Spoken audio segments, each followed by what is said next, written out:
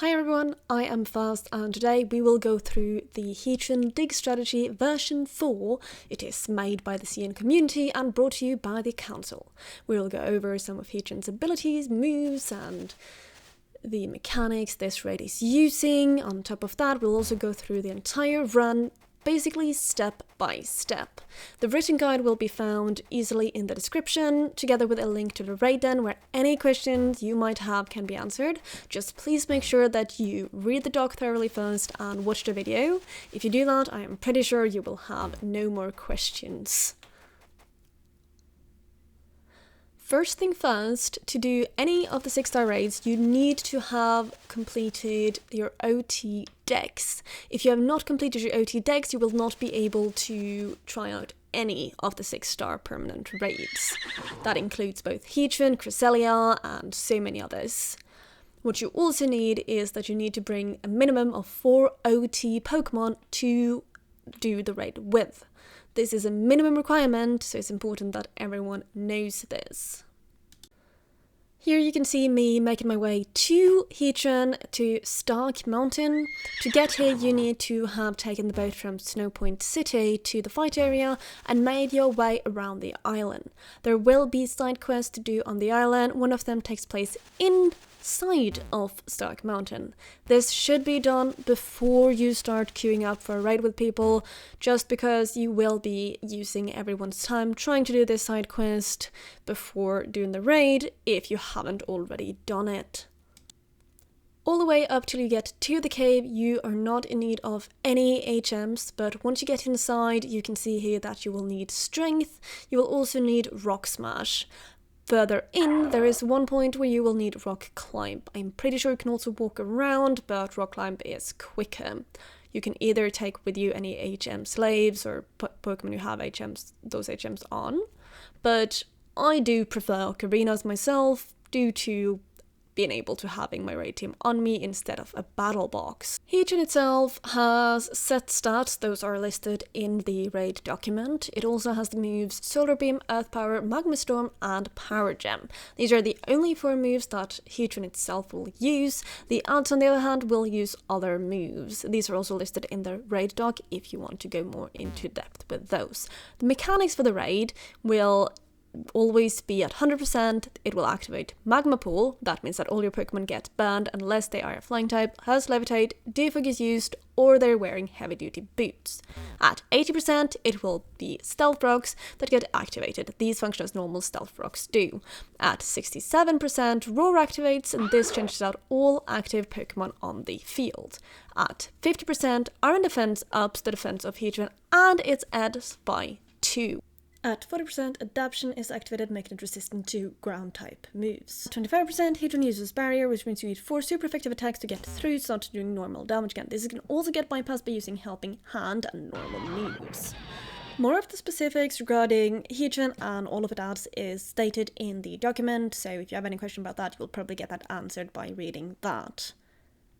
When it comes to the build of the different Pokemon used in this guide, there's a few flexibilities. If you follow the Pokepaste, you will be guided in the correct direction. Here's a picture of all of the Pokepastes. You will also find them better in the actual document, where you will also get all the extra information and on what Pokemon can be used instead of the ones listed. When you do breed, please remember to get hidden ability on the Pokemon that need this. Now to the actual battle. You have to make sure that you reset until you get either Magmar or Charizard as the ad on the right side. Once the battle starts, Magma Pool will instantly activate. In this turn it's very important that Crocodile uses Thief to steal Heatran's leftover to avoid the passive regeneration. Depending on your Flygon, if it's either Adamant or Modest, you use either Earthquake or Earth Power. Nidoking always use Earth Power since it's hidden ability, and therefore it hits like a truck. An important note to this round is that at least one of the Flygons should always still be alive after this turn. Ideally 2, but 1 is okay.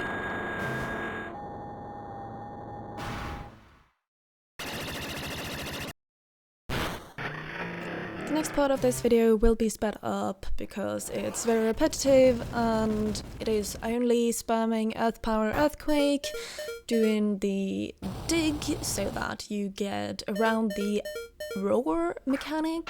You'll also be using Raptor with Final Gambit on the last turn of dig. Here you need to make sure that your speeds are lined up correctly. All of the information there is written in the guide.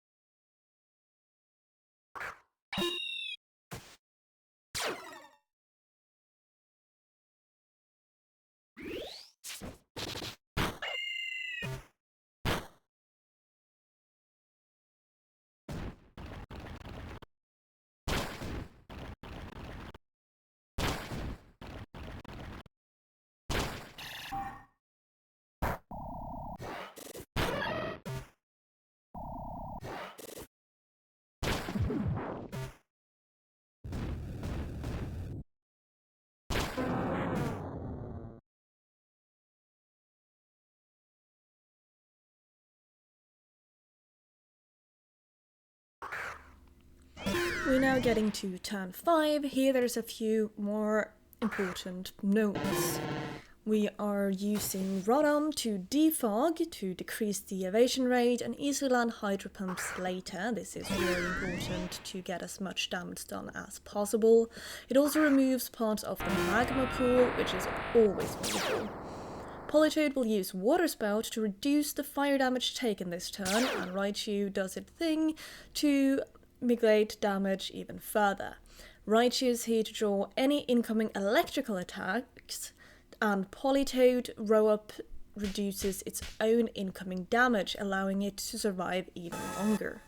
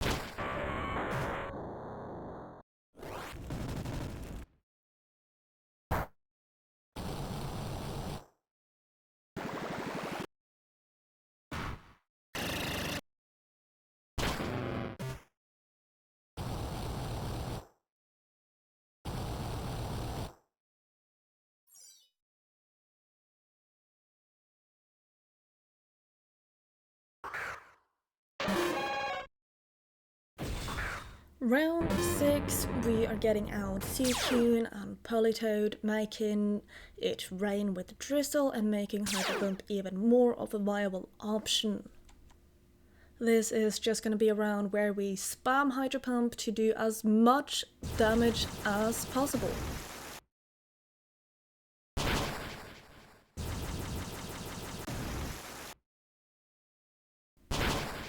Here we hit the 50% mark, making Heatran activate Iron Defense, not only increasing its own defense by +2, but also both of the adds. This is not going to be an issue with the adds in this situation, because we are not going to target them anyways.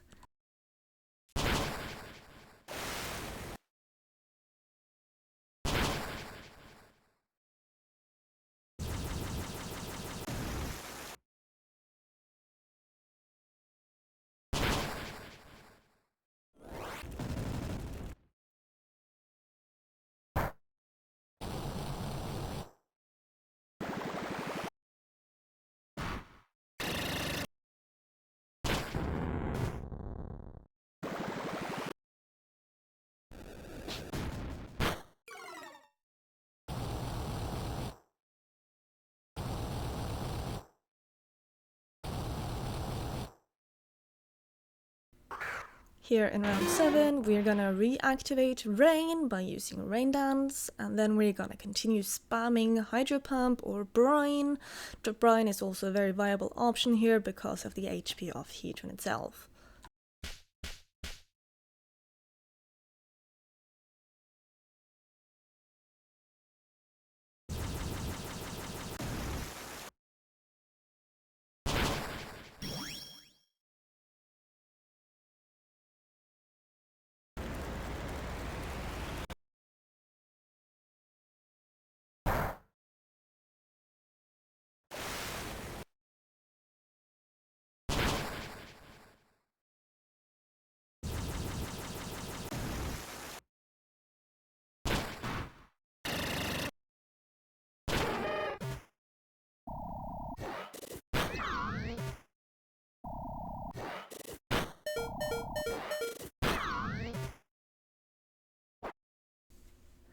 In this turn, the barrier will be set up, therefore we also bring in Infernape to do Fake Taste to lower the special defense. With this we're able to do about as much damage as we can, on top of the other Pokemon still bringing down its HP quite drastically with their moves. One thing you will note in this run specifically is that there was a lot of low rolls on the attacks, meaning that this one did drag on to round 10, even though if you do get better rolls than we did, you will definitely be able to do this in 9 turns. From this point on, all you need to do is spam Brine after the Fake Taste, doing as much damage as possible. Your Pokemon will most likely survive, so that if you get a similar situation to this one, you will also be able to beat it on round 10. As long as you get high rolls or good rolls, at least better than this one, you will be able to clear it easily by round 9.